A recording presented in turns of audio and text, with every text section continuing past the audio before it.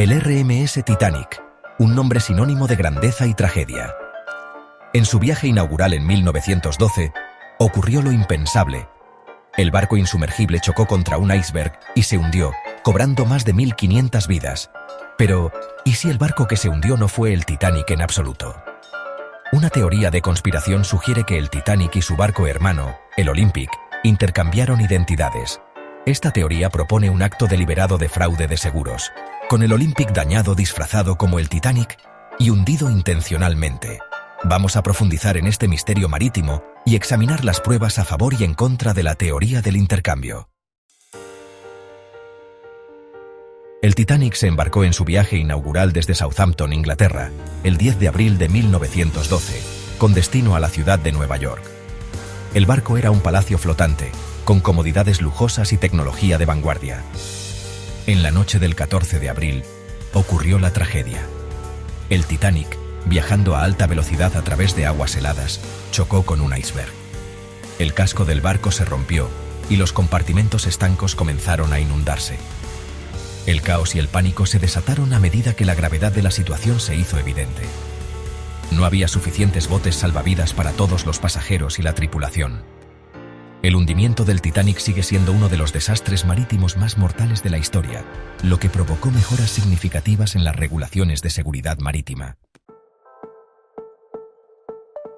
La teoría de que el Olympic se hundió en lugar del Titanic se basa en varias afirmaciones clave. Los defensores argumentan que el Olympic, dañado en una colisión anterior, era demasiado costoso de reparar. Sugieren que la White Star Line ideó un plan para cambiar los barcos, hundiendo el Olympic dañado por el dinero del seguro. Esta teoría gana fuerza por el hecho de que el Olympic y el Titanic eran barcos casi idénticos. Los teóricos de la conspiración señalan pequeñas diferencias en las estructuras de los barcos, visibles en algunas fotografías, como evidencia de un posible intercambio. Argumentan que estas discrepancias, junto con las discrepancias en los relatos de testigos presenciales, prueban que el barco que se hundió no fue el Titanic. Algunos defensores implican a J.P. Morgan, afirmando que se beneficiaría financieramente del hundimiento del Titanic. Si bien la teoría del intercambio ofrece una narrativa convincente, se basa en especulaciones en lugar de evidencia concreta.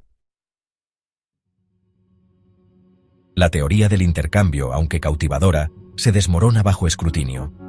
Múltiples líneas de evidencia contradicen la afirmación de que el Olympic se hundió en lugar del Titanic. Los números de identificación de los barcos, grabados en varias partes de los restos, confirman que el barco en el fondo del Atlántico es de hecho el Titanic. Los desafíos logísticos de cambiar dos barcos enormes en un astillero público habrían sido insuperables. Los expertos han desacreditado muchas de las supuestas discrepancias en las estructuras de los barcos, atribuyéndolas a ángulos fotográficos y reparaciones posteriores. La afirmación de que J.P. Morgan orquestó el hundimiento para obtener ganancias financieras también es infundada, ya que el pago del seguro del Titanic fue significativamente menor que su costo de construcción. A pesar de la falta de evidencia creíble, la teoría del intercambio persiste, alimentada por las plataformas en línea. La fascinación por las narrativas alternativas continúa cautivando la imaginación del público. El RMS Olympic, a menudo eclipsado por su barco hermano malogrado, tuvo una larga y agitada historia propia. Votado en 1911, el Olympic se embarcó en un exitoso viaje inaugural y disfrutó de un breve periodo como el transatlántico más grande del mundo. Sin embargo, su carrera estuvo marcada por una serie de contratiempos.